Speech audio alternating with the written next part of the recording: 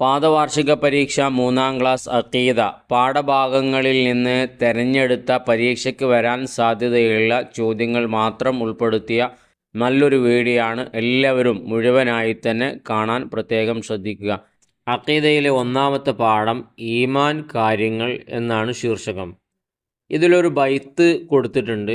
ഈ ബൈത്ത് ചിലപ്പോൾ പൂരിപ്പിക്കാൻ ചോദിച്ചേക്കാം.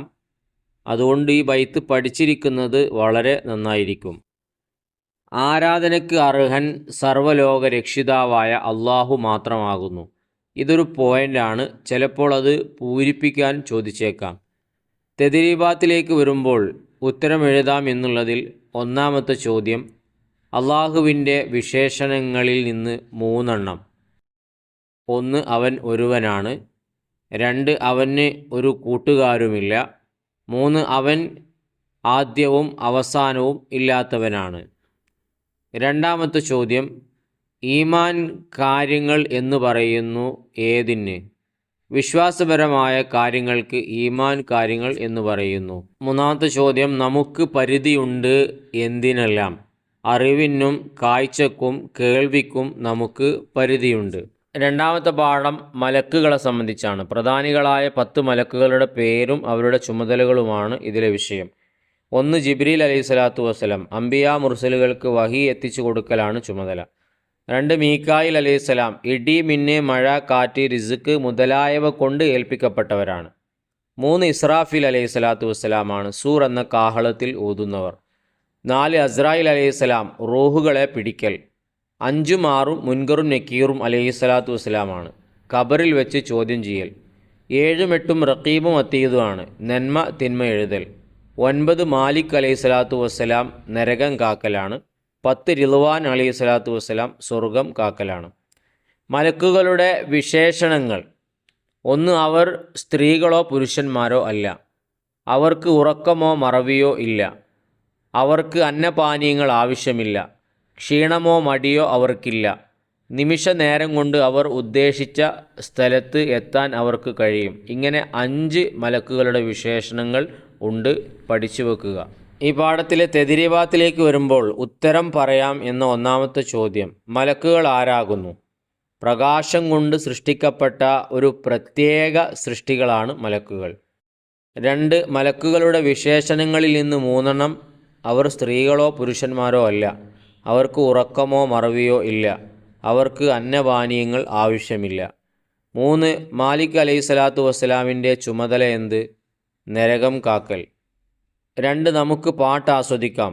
തഫ്സീലു അശരിം മിൻഹുമു ജിബ്രീലു മീകാലു ഇസ്രാഫീലു അസ്റായീലു മുൻകർ നകീറും വറകീബും വകദാ അതീദു മാലികും വറിദ്വാനുൻ ഖുദാ. 3ാമത്തെ പാഠം കിതാബുകൾ എന്ന ശീർഷകത്തിൽ 4 കിതാബുകളും അവയുടെ ഭാഷകളും. കിതാബുകൾ: തൗറാത്ത്, അതിൻ്റെ ഭാഷ ഇബ്രാനി ഭാഷയാണ്, ഹിബ്രു. സബൂർ യൂനാനി, ഗ്രീക്ക് ഭാഷ. ഇഞ്ചീൽ സുരിയാനി, സിറിയക്ക് ഭാഷ. ഫുർഖാനുൽ അലീം, അറബി, നമ്മുടെ ഖുർആൻ. ഈ പാഠത്തിലെ തെദ്രീബാത്തിൽ വരുമ്പോൾ ഉത്തരം എഴുതാം എന്നുള്ളതിൽ 1ാമത്തത്, അള്ളാഹു അവതരിപ്പിച്ച കിതാബുകൾ എത്ര?